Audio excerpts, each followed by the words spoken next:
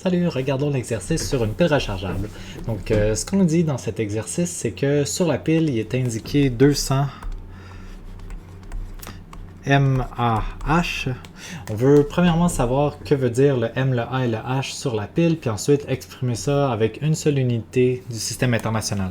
Donc, le mAh, c'est des milliampères-heure. Pour le A, M, c'est pour milli, A, c'est pour ampère et H, c'est pour heure.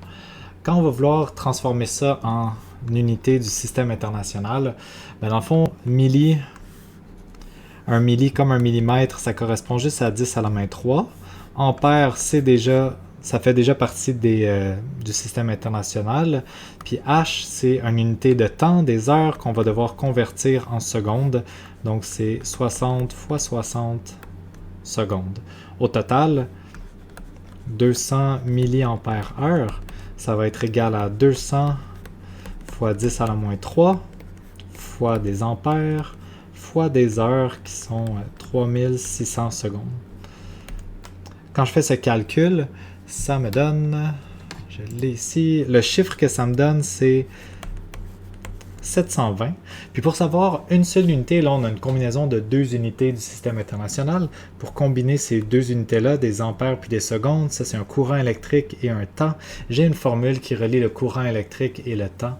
En fait, c'est la définition même du courant électrique. L'intensité du courant électrique, c'est une quantité de charge électrique divisée par un intervalle de temps.